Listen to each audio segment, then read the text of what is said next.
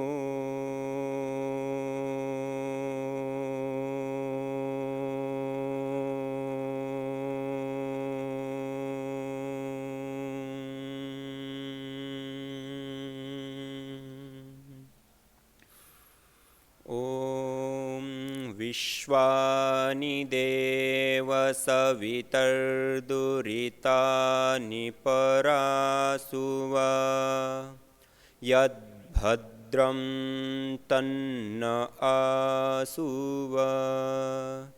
ओम शांति शांति शांति।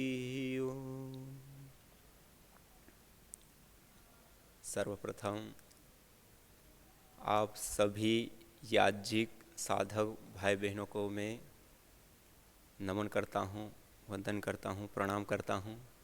और आज आप सभी लोग यहाँ पतंजलि योगपीठ में पधारे हैं और विशेष रूप से आप सभी लोग याज्ञिक के रूप में, यज्ञकर्ता के रूप में, और परम पूज्य महाराज श्री से लेकर के सभी लोग आप लोगों की राह देख रहे थे कि आप सभी लोगों ने जो यज्ञ चिकित्सा को प्राप्त यज्ञ चिकित्सा किए और जो लाभ आपने प्राप्त किया उसको सुनने के लिए बहुत ही उत्सुक हैं सब लोग। और ये भी एक बड़े गौरव की बात है कि हम सब लोगों को पहले निमित्त बनने का अवसर प्राप्त हो रहा है कि इस विराट और बड़े कार्य में हम सब लोग अपनी पहली आहुति दे रहे हैं, हम लोगों से शुरुआत हो रही है। ये भी हमारे लिए गौरव की बात है। और कुछ चीज़ें जैसे आप आए तो काफ़ी चीज़ें ट्रेन में भी दिक्कत हुई होगी, यहाँ आने के बाद भी कुछ दिक्कतें हुई होगी, तो कुछ व्यवस्थाओं को लेकर के आगे भी हो सकती हैं या होगी, तो उसके लिए जो भी हो सकता है वो करने का प्रयास करेंगे। और उसके बावजूद भी कोई कमी और वो सारी चीज़ें रह जाती हैं तो उसके लिए हमें थोड़ा क्षमा करें। तो और जो भी व्यवस्था अच्छे से करने का प्रयास करेंगे। अभी भी जो कुछ कमरे आदि की आपकी सफाई आदि नहीं होती, क्योंकि आपका नीचे वाला फ्लोर जो था ना उसके ऊपर किया था। जब मैं आया तो पता चला कि उस फ्लोर की लिफ्ट ही बंद है, उससे ऊपर जाएगी नीचे जाएगी, उस फ्लोर पे नहीं रुकेगी। तो मैंने कहा उस पर नहीं रखेंगे क्योंकि कई लोगों को दिक्कत है ना, तो फिर सबका एक साथ रखना भी ज़रूरी है, क्योंकि जो सूचना है, भोजन है या वो सब चीज़ें पहुंचाने के लिए उन लोगों को सरलता हो जाती है। कोई नीचे रह रहा है, कोई ऊपर रह रहा है, कहीं कमरे में छूट गया कोई, फिर उनको भोजन नहीं मिला, नाश्ता नहीं मिला, कोई दूसरी दिक्कत हो गई, सूचना नहीं मिल पाई, तो फिर तीसरे फ्लोर पे किया तो उस पर सफाई नहीं थी, तो उसमें भी थोड़ा सा दिक्कत हो गई। तो जो भी होगा आगे धीरे धीरे प्रयास करेंगे, अच्छा हो जाएगा। और आज जैसे हमारे आचार्य जी, आचार्य कृष्ण मिलन जी खूब आपको हंसा भी रहे थे, मजाक मस्ती के साथ कई सारी विशेष विशेष बातें आपको बता भी रहे थे। तो यह हमारे साथ जब तक आप यहाँ रहेंगे, आपका साथ देंगे, आपके साथ रहेंगे, जहाँ पे भी जाएंगे आएंगे, तो उसके नंबर आप सभी लोग रखेंगे। कहीं कमरे में कोई दिक्कत है, भोजन आदि में कोई दिक्कत है, कोई स्वास्थ्य से संबंधित कोई दिक्कत है, कोई औषधि की आवश्यकता या कुछ भी जो भी हो, तो आप संपर्क करेंगे तो तुरंत उसको करने का प्रयास करेंगे तो अच्छा हो जाएगा। और आज की दिनचर्या तो हम अभी थोड़ी देर के लिए आप सब लोगों से मिलेंगे और थोड़ा वो करेंगे, उसके बाद हम भोजन आदि करके थोड़ा सा जो भी विश्राम या जो भी 15-20 मिनट करके, और फिर यहाँ पास में ही नर्सरी है, पतंजलि रिसर्च इंस्टीट्यूट PRI, जिसमें पूरे भारतवर्ष में और भारत के बाहर भी उपलब्ध होने वाले जो दुर्लभ औषधीय पौधे होते हैं, जैसे वृद्राक्ष, आप सब लोगों ने सुना है लेकिन देखा नहीं होगा उसका पेड़। आपने दालचीनी खाई है, हर रोज़ खाते हैं लेकिन उसका पेड़ नहीं देखा होगा। तेज पत्ता खाते हैं, उसका पेड़ नहीं देखा होगा। चंदन हमने सुना है, वो सब किए हैं, उसके पेड़ नहीं देखे होंगे। ऐसे बहुत सारी ऐसी औषधियाँ हैं। यहीं पास में ही उद्यान है, एक ही उद्यान में एक साथ पूरी दुनिया में जो दुर्लभ, हिमालय में ऊपर जो पाए जाने वाले दुर्लभ पौधे होते हैं वो भी आपको वहाँ दर्शन करने को मिलेंगे एक साथ। और Guinness book of world record में भी वो दर्ज है कि इतनी कम जगह में एक साथ में इतने दूर दूर अलग अलग इलाकों के और दुर्लभ जो पौधे हैं वो भी एक साथ उपलब्ध हैं। वो पूरी दुनिया का पहला सेंटर है। वो पौधे भी हैं और उसके साथ साथ वो रिसर्च का जो कार्य होता है वो भी बहुत सारा कुछ है। तो वो फिर अपन लोग देखेंगे और उसके बाद हम चलेंगे यज्ञ में, जो चतुर्वेद पारायण यज्ञ पिछले कुछ दिनों से शुरू हुआ है, तो हम सभी लोग उसमें सहभागिता निभाएंगे, अपनी भागीदारी निभाएंगे और यज्ञ करेंगे 3 बजे से लेकर के 6 बजे के आसपास। 6 बजे आने के बाद फिर भोजन आदि करके हम समय पे ही जल्दी से सोने का प्रयास करेंगे।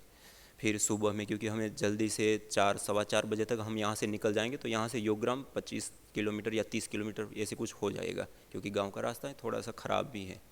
तो हम वहाँ पहुँचेंगे तो 5 बजे सत्र शुरू होता है, तो 5-10 मिनट आगे पीछे भी तो हम वहाँ पे पहुँच जाएंगे। फिर महाराज श्री का दर्शन भी होंगे, महाराज जी मार्गदर्शन भी करेंगे। और आप सब लोगों का जो जिस उद्देश्य से आप आए हैं कि यज्ञ चिकित्सा का जो हमें अनुभव और जो एक बड़ा कार्य करना है, तो उसके लिए आप सब लोग एक पूरे भारतवर्ष के लिए भी एक प्रेरणा स्रोत बनेंगे। तो इस प्रकार का कार्यक्रम कल पहले हम आस्था चैनल के ऊपर कार्यक्रम आप लोगों का रहेगा, फिर उसके बाद इंडिया टीवी पर रहेगा, उसके बाद अस्मिता आदि का कुछ होगा, और उसके बाद फिर हम वहीं पे योगग्राम को थोड़ा देखेंगे। सारा जो भी, वो भी बहुत बड़ा सेंटर है, पूरा विश्व का नेचुरोपैथी का सबसे बड़ा सेंटर है। और ये भी आप लोगों के लिए खुशी की बात है कि आज उस वर्ल्ड लेवल के जो नेचुरोपैथी का सेंटर है उसमें सबसे बड़ा यज्ञ चिकित्सा का सेंटर भी वही बनने जा रहा है। आज वहाँ पर बहुत बड़ा सेंटर बना रहे हैं और वहाँ पे हजारों लोगों की यज्ञ के द्वारा चिकित्सा हम करेंगे और एक बहुत बड़े रूप में उसको करेंगे। तो वो कार्य भी वहाँ पे चालू है। तो सर आपको कल सारी चीज़ें देखने को मिलेगी। तो वो कार्य फिर वहाँ पे करने के बाद फिर हम लोग फिर वापस इधर आएंगे। पूज्य आचार्य श्री का हमें दर्शन और मार्गदर्शन प्राप्त होगा और वो भी हम सब लोगों से मिलेंगे। फिर उसके बाद कुछ रिसर्च सेंटर से संबंधित जो कार्य होंगे तो उसको लेकर के मिलेंगे। तब तक शाम हो जाएगी, फिर भोजन करेंगे, फिर आराम करेंगे, फिर सुबह उठ करके यदि कोई विशेष ध्वजारोहण आदि 26 जनवरी है ना, फिर वो कोई कार्यक्रम होगा तो वो करेंगे। और उसके बाद फिर जो भी गंगा स्नान करना है या कोई हमें थोड़ा सा घूमना है तो वो सब चीज़ें हर की पेड़ी आदि थोड़ा सा करेंगे। तब तक दोपहर हो जाएगा।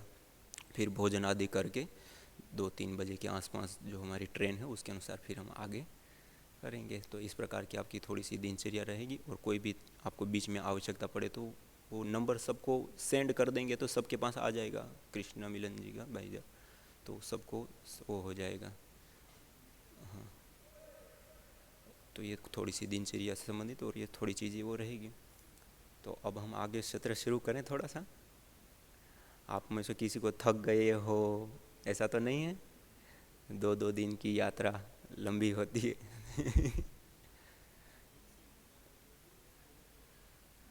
तो आइए सभी लोग सीधा बैठते हुए अब हम आगे का सत्र शुरू करेंगे और इसमें आप अपने अनुभव सुनाएंगे। हम हर रोज़ सुनाते हैं, आज हम आपसे सुनेंगे सबसे, ठीक है। आइए एक बार ओम का उच्चारण करके और फिर हम यज्ञ चिकित्सा के आपके अनुभवों को आज सुनेंगे।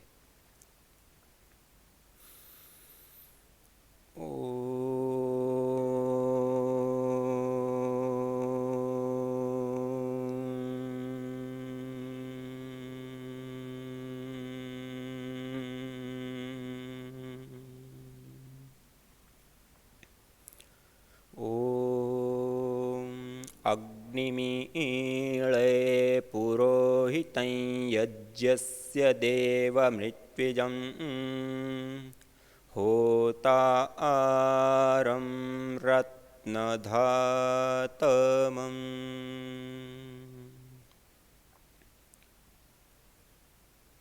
हमारे शास्त्रों में,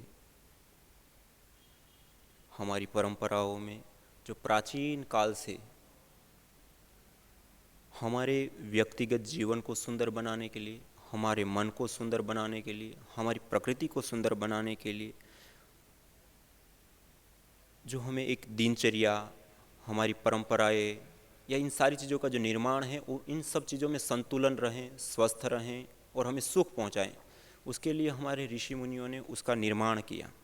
और आज हम जिन परंपराओं का निर्वहन करते हैं, तो आज भी हम सामान्य रूप से देखें तो शादी विवाह से लेकर के कुछ छोटे मोटे कार्यों में हम यज्ञ हवन आदि करते हैं, लेकिन प्राचीन काल में हम यदि देखें, चाहे वो रामायण महाभारत या जो प्राचीन, जो हम ऐसे कह सकें कि जिसमें ऐतिहासिक ग्रंथ जो हैं, उन ग्रंथों को यदि हम देखें तो सभी जगह पे ग्राम वासियों से लेकर के, नगर वासियों से लेकर के, राजा महाराजाओं के महलों से लेकर के, अरण्य जंगलवासी ऋषि मुनियों की कुटियों तक, सब जगह पे हमें नित्य और नैमित्तिक यज्ञ करने की परंपरा देखने को मिलती है। और चाहे वह नीति शास्त्र हो, चाहे वह स्मृति शास्त्र हो, चाहे रामायण महाभारत आदि ऐतिहासिक ग्रंथ हो हमारे, या इससे अतिरिक्त जो भी हमारे प्राचीन ग्रंथ है वेद पर्यंत, सभी जगहों पर यज्ञ की बहुत बड़ी मार्मिक और तात्विक महिमा वहाँ प्राप्त हमने होती है। और उस यज्ञ के यदि हम लाभ देखें तो सभी शास्त्रों में अलग अलग जगह, एक ही शास्त्र में मल्टीपल अलग अलग लाभ बताए गए। और वेदों में क्या, सूचि जीवो अग्नि सहस्रारंभ, पवित्र ज्वाला वाली यज्ञाग्नि हमें हजारों हजारों लाभ प्रदान करती है।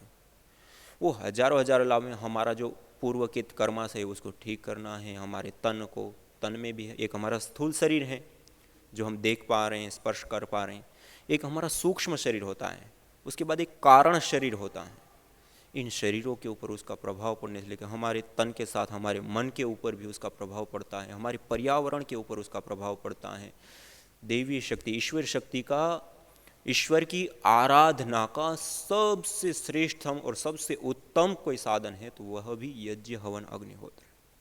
अर्थात कहने का अभिप्राय है कि शास्त्रों में यज्ञ से भौतिक सिद्धि, इष्ट काम दुख, सर्व काम दुख, सभी की इच्छा होती है ना, हमारी इच्छा पूरी हो, सबकी इच्छा होती है हमारी इच्छा पूरी हो, और ऐसा कोई साधन बताएं तो वो है यज्ञ। हम कल्प वृक्ष की कल्पना करते हैं, बताते हैं, लेकिन किसी ने देखा नहीं है कल्प वृक्ष क्या होता है, कहीं उसका वर्णन भी हमें इस प्रकार का नहीं मिलता है, लेकिन एक कहावत के रूप में उस रूप में आ गया।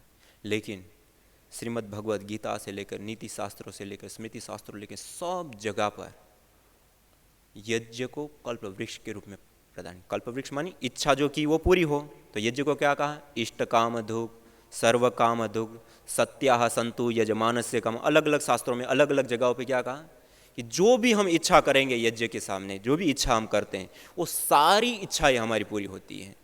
और हम कुछ शास्त्रों को देखें जैसे नीति शास्त्र आदि, तो उसमें अभिचार याग भी होते हैं, अपनी नगर की रक्षा करना या जो भी शत्रुओं को दूर करने के लिए अभिचार याग भी होते हैं। उसके भी परिणाम, आप अच्छी इच्छा करोगे तो अच्छी पूरी होगी, बुरी करोगे तो बुरी होगी। यज्ञ का काम है आप करोगे और उसके सामने जो कामना करोगे वो पूरी करेगा। लेकिन अच्छा करोगे तो उसका परिणाम अच्छा होगा, बुरा करेंगे तो उसका परिणाम बुरा होगा। पुण्य मिला, पुण्य से अच्छा, पाप हुआ तो उससे बुरा। लेकिन यज्ञ एक कल्प वृक्ष है, जो इच्छा करते हैं वो पूरी होती है। और हमने पिछले कुछ सालों से देखा है कि अलग अलग प्रकार की समस्याओं को लेकर के लोग आते हैं, उनको यही बताते हैं, देखो ये है शास्त्रों की बातें, आप करके देखो। और लोगों ने किया और उन्होंने पाया। और आज ऐसे सैकड़ों सैकड़ों ऐसे केस हैं जो आज हमारे सामने हैं कि ऐसी स्थिति, कई बार परिवार में ऐसी स्थिति होती है कि मतलब आपस में क्लेश, झगड़े या कुछ ऐसी अशुभ अदृष्ट ऐसी शक्तियों से भयभीत रहना, या जो भी मतलब है नहीं है अलग बात है, लेकिन उससे भयभीत रहना, डरना, ऐसी समस्याओं से लेकर के, मन से संबंधित समस्याओं से लेकर के, तन से संबंधित समस्या, बीमारियों को दूर होने से लेकर के कितनी सारी प्रकार की समस्याएं होती है, उन सब में लाभ प्रदान करता है यज्ञ। एक तो प्रत्यक्ष रूप से, यदि हम दृष्ट रूप में देखें, यज्ञ के दृष्ट लाभ भी बहुत होते हैं और अदृष्ट लाभ भी बहुत होते हैं। लेकिन शास्त्र की दृष्टि से हम देखें तो सर्वाधिक यज्ञ को प्रस्तुत किया गया है अदृष्ट लाभों के लिए। किस लाभों के लिए? अदृष्ट, जो हमें दिखाई दे रहा है कि बीमारी ठीक हो गई, पर्यावरण शुद्ध हो गया, या दूसरी तीसरी जो भी चीज़ें दिखाई दे रही है, वो बहुत दृष्टम अल्पम अदृष्टम अनल्पम, ये भी एक शास्त्रों का सिद्धांत है कि जो हमें दिखता है ना वो बहुत अल्प होता है, और जो नहीं दिखता है वो बहुत ज़्यादा होता है। तो कहने का अभिप्राय है कि यज्ञ जो है वो हमें अनेक प्रकार के लाभ देता है, और उसमें चिकित्सा की ये लाभ भी प्रदान करता है। और चिकित्सा की ये भी जो लाभ देता है उसमें भी कई सारे उसके पहलू है। हमारे कर्माशय को ठीक करके भी हमें लाभ देता है, हमारे शरीर को पोषण प्रदान करके भी हमें लाभ देता है। कुछ ऐसी विशेष गैसों का निर्माण होता है, उसके श्वसन के माध्यम से भी हमें लाभ प्राप्त होता है, उसके ताप, प्रकाश, ऊर्जा, एनर्जी से भी हमें लाभ प्राप्त होता है। और भी बहुत सारे इसके पहलू हैं जो अलग अलग रूप से हमें लाभ प्रदान करता है, और हमारा स्वास्थ्य को वो उत्तम बनाने का कार्य करता है। और शास्त्रों में भी, आयुर्वेद आदि ग्रंथों में भी जो अलग अलग प्रकार की चिकित्सा, 3 प्रकार की चिकित्सा पद्धति होती है। एक होती है मानुषी चिकित्सा, जिसको हम वटी, गोली आदि के रूप में लेते हैं, आदि आदि औषधियाँ जो लेते हैं, आसव, अरिष्ट आदि। एक होती है आसुरी चिकित्सा, जो ऑपरेशन जिसको हम कहते हैं चीर फाड़ आदि करके जो क्रियाएं की जाती हैं, वो सारी आती हैं आसुरी चिकित्सा के अंदर। और एक होती है देवीय चिकित्सा, और यज्ञ, मंत्र, ये सारी चीज़ें आती है देवीय चिकित्सा के अंदर। तो जो बीमारियाँ मानुषी चिकित्सा, आसुरी चिकित्सा भी ठीक नहीं हो सकती हैं, ऐसी बीमारियां किस चिकित्सा से ठीक होती हैं? देवीय चिकित्सा से। कुछ बीमारियां ऐसी होती हैं जो हमारे पूर्वकृत कर्माशयों के कारण होती हैं।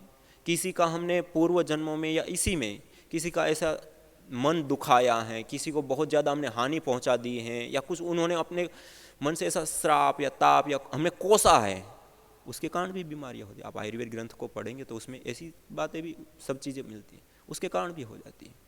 फिर उसकी आप दवाई करोगे तो दवाई से ठीक नहीं होती है वो। आपने कई लोगों को देखा कोढ़ हो जाता है, कोई ऐसी बीमारी हो जाती है, वो दवाई भी ले रहे हैं, सब चीज़ कर रहे हैं, लेकिन वो ठीक नहीं होती। तो ऐसी भी जो बीमारियां होती हैं वो भी ठीक होती हैं यज्ञ चिकित्सा से, मंत्र चिकित्सा से, जिसको देवीय चिकित्सा कही है। तो ये बहुत सारा लाभ और बहुत सारी चीज़ें हैं, और आप में से बहुत सारे लोगों ने इसको प्रत्यक्ष किया है। तो मैं चाहूँगा कि आप ही में से आप लोग अपना एक एक अनुभव बताएंगे। पहले कौन बताएंगे? नमस्ते जी। नमस्ते। हाँ, मैं नखत्राणा मोटी वीरण से आई हूँ। मेरे बेटा को मस्कुलर की बीमारी है। अभी 1.5 महीना हुआ, यज्ञ किया तो चलने लग गया। वो पथारी में था, बहुत नहीं चल पाता था, अभी इतना चल सकता है। पहले बिल्कुल ही नहीं चलता था। हाँ। दवाई ले रही थी माता जी? हाँ। तो वो दवाई से फर्क नहीं हुआ? नहीं, दवाई से फर्क नहीं पड़ा। अच्छा। 8 साल का था तब हुआ है। 8 वर्ष के थे तब से ये प्रॉब्लम थी, धीरे धीरे बढ़ी। हाँ। और उसके बाद अब आपने ये चिकित्सा ली, यज्ञ चिकित्सा, 1.5 महीना। ये लिए, उससे पहले बेड पे रहते थे। हाँ। और ये चिकित्सा लेने के बाद अभी चल रहे हैं। हाँ, क्रिकेट भी खेलने जाता हूँ। वाह। अभी आपका अनुभव कैसा है? आगे आपको कैसी आशा दिख रही है? मैं जल्दी से ठीक होने वाला हूँ। पहले कैसे लग रहा था? पहले भारी भारी सा शरीर होता था पहले, अब हल्का हो गया हूँ यज्ञ करने के बाद। हर रोज करते हैं? हाँ, रोज 2 टाइम। सुबह और सायंकाल? हाँ। कितनी देर करते हैं? 1 घंटा। 1 घंटा यज्ञ ही करते हैं? यज्ञ 20 मिनट करता हूँ और बाद में वो सामग्री डाल के मैं वो सब प्राणायाम और सब करता हूँ। अभी डॉक्टर ने तो बोला था कि 15 साल का होगा तो भगवान के पास चले जाएगा, ऐसा ही बोल दिया था। अच्छा। अभी तो 18 साल का हो गया है। 15 साल में चला जाएगा। हाँ। और अभी 18 साल का हो गया। हाँ। और अब ठीक होने लग गए। हाँ। हाँ, देखो विशेष लाभ। और कुछ लाभ मिला? ये तो एक बीमारी में लाभ हुआ, और कुछ? हाँ। माता जी, आपको, आपके परिवार को या भ्राता जी को ही कोई दूसरी समस्या हो उसमें? हाँ, पड़ोसी में है, हमें यज्ञ करते हैं। हमारे पास में है लड़की 10 साल की, वो रोज हवन में आती है। वो पंप मार लेती थी, अस्थमा था उसको, वो पंप भी उसको निकल गया। वाह। अभी रोज हमारे घर पे वो यज्ञ करती है। हम इधर आए तो वो बोले हम घर पे करेंगे यज्ञ, तो करो। उनका नाम क्या है वो बहन का? नैना। नैना। हाँ। अस्थमा की प्रॉब्लम ठीक हो गई? मतलब पंप छूट गए? हाँ, पंप छूट गया। नहीं, अभी एक शुगर वाले माता जी आता है, वो उसको बहुत आलस होता था, शुगर बहुत ज़्यादा होता गया, तो हवन में आते हैं तो उसका कम हो गया है शुगर ने, शरीर बहुत हल्का हो गया है। वो बोलता है मेरे को अच्छा भी लगता है इसमें। वाह। अभी रोज करेंगे वो हाँ। यज्ञ। उनका क्या नाम है? उसका माता जी का नाम लीलाबेन। नीला? हाँ, लीलाबेन। हाँ। लीलाबेन को शुगर में लाभ हुआ। हाँ। नैना जी को अस्थमा में लाभ हुआ। आनंद जी को मस्कुलर डिस्ट्रोफी में लाभ हुआ। और किसी को? और किसी को नहीं, बस इतने 3 है। तीनों को 3 अच्छा, लोग आए और तीनों को ही लाभ हुआ। हाँ, तीनों को लाभ हुआ। 100% लाभ। हाँ, 100%। 100% ही हो गया ना। 3 लोगों को ट्रीटमेंट दी, तीनों को ही लाभ हुआ। एलोपैथिक में हम 100 लोगों को देते हैं, उसमें से 30 लोगों को लाभ होता है विशेष। बाकी कुछ 25% ऐसे होते हैं जिनको आधा अधूरा लाभ होता है और बाकी लोग फिर दूसरा हॉस्पिटल बदलते हैं। तो ये तो एक अच्छा रिजल्ट हो गया। माता जी को दीजिए। जी, ओम स्वामी जी। प्रणाम माता जी, प्रणाम। ये माता जी, ये बेटा 8 साल का था, मेरे घर पे आए कि अभी 10 साल से मतलब ये बीमारी है, और डॉक्टर के पास गए। डॉक्टर ने रिपोर्ट करके बोला कि आपका बेटा अभी 14 साल तक ही जिएगा। अभी उनके माता पिता पर तो जो गुजरी है उनको ही मालूम है। तो फिर उन्होंने दवाई आयुर्वेदिक की, तो फिर वो 2.5 साल तक की, पर मतलब इतना फ़र्क नहीं लगा। वो बहुत सारी ट्रीटमेंट की, फिर अभी पिछले 3-4 साल से तो बेड पे ही है, घर से बाहर भी नहीं निकलता था बेटा। और अभी यज्ञ शुरू किया, सुबह शाम माता जी को बोला अप्पा मार्ग ये सब इस प्रकार करना, आप जो बोलोगी मैं करूँगी घर पे। और पूरी श्रद्धा से किया उन्होंने, और बेटे ने भी उसका पालन किया। और 1 महीने बाद मैंने फ़ोन किया कि अभी बुआ जी कैसा है, तो आज बेटा मेरा सुबह से क्रिकेट खेलने गया है, जो घर से बाहर नहीं निकलता था, छत पे भी नहीं जाता था, और आज सुबह से शाम तक क्रिकेट ही खेल रहा है। और अभी मकर संक्रांति आई तो पतंग वो पूरे दिन वो पतंग ही उड़ाया उन्होंने। सुंदर, बहुत बहुत धन्यवाद है। अभी 1.5 महीना ही यज्ञ किया है, अभी और आगे करेंगे तो बहुत लाभ मिलेगा। और माता जी ने आसपास वाले जो बच्चे खेलते हैं ना, तो उन्होंने बोला आनंद भैया के लिए यज्ञ कर रहे हैं तो हम भी आए यज्ञ में। तो बहुत सारे बच्चे आते, हम ये सब तैयारी करेंगे, आप सिर्फ यज्ञ में बैठना, हम दिल्ली आएंगे। यज्ञ अस्थमा से लेकर कैंसर जैसे जानलेवा रोगों से बचाने के साथ ही तनाव, अनिद्रा व अवसाद आदि मानसिक रोगों को दूर कर शांति व सौमनस्य प्रदान करता है। यज्ञ से विषैली गैसों में भारी मात्रा में कमी आती है व जानलेवा बैक्टीरिया, वायरस, फंगस आदि नष्ट होते हैं एवं रेडिएशन को भी कम करता है। यज्ञ भूमि की उर्वरा शक्ति एवं फसलों में एक्टिव कंपाउंड को बढ़ाता है तथा रोगों की रोकथाम भी करता है। यज्ञ कृषि से उत्पन्न अन्न, फल आदि उत्तम पोषक तत्वों से युक्त एवं स्वादिष्ट होते हैं। यज्ञ उत्तम वर्षा करने वाला तथा जलाशयों का शोधन करने वाला होता है। यज्ञ जड़ एवं चेतन दोनों में सात्विकता का संचार करता है। यज्ञ जहां भौतिक ऐश्वर्य एवं पुण्यों को प्रदान करता है, वहीं आध्यात्मिक जीवन में मानवीय चेतना का उत्कर्ष करके अति मानस चेतना की ओर अग्रसर करता है।